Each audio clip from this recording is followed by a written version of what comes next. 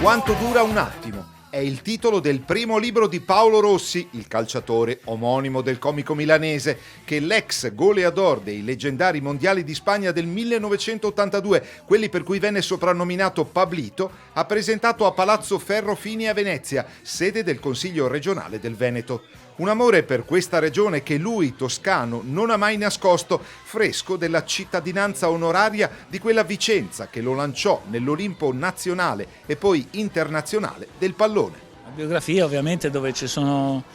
tutte le vicende, i fatti salienti della mia carriera e soprattutto quanto dura un attimo è proprio quell'attimo in cui io cercavo sempre di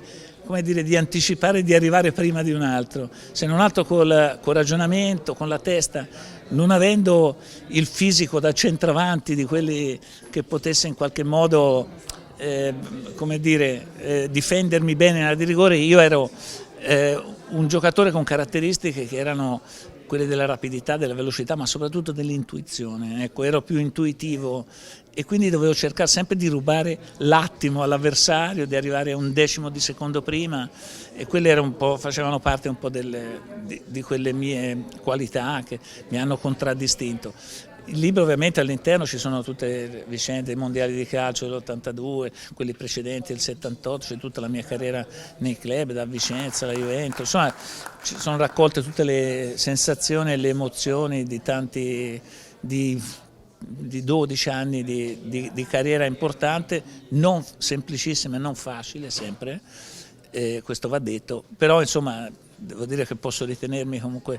fortunato e soddisfatto di aver fatto una carriera come ho avuto la fortuna di fare. Il talento non basta, no, non è solo quello, il talento aiuta molto, ma poi ci sono altre componenti che ognuno deve avere per riuscire ad arrivare a raggiungere gli obiettivi. Io avevo degli obiettivi che mi ero prefissato nella mia carriera, che erano quelli di riuscire ad arrivare il più in alto possibile, poi magari non ce la fai lo stesso, però come dire, ti devi mettere nella condizione di farlo e quindi con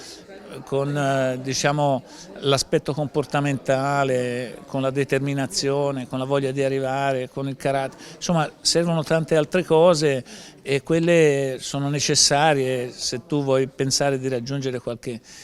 bel risultato. Insomma. La nostra è stata veramente una favola, un po' per l'andamento anche di quel mondiale, perché eravamo partiti non bene, nessuno ci credeva, c'era molto scetticismo, tutti avevano dubbi su quella nazionale, invece poi alla fine abbiamo ribaltato, quindi le vittorie diciamo inattese sono anche quelle più belle ed è stato un momento in cui davvero gli italiani si sono riversati nelle strade, nelle piazze con una voglia di farlo che mancava da tanto tempo e quella vittoria ha restituito davvero, ha dato molto diciamo, se non altro all'orgoglio di tutti gli italiani, quindi c'è stato un amor di patria, di popolo, della bandiera, dei colori di quella nazionale che insomma sono stati davvero straordinari. No, grazie ancora. Grazie.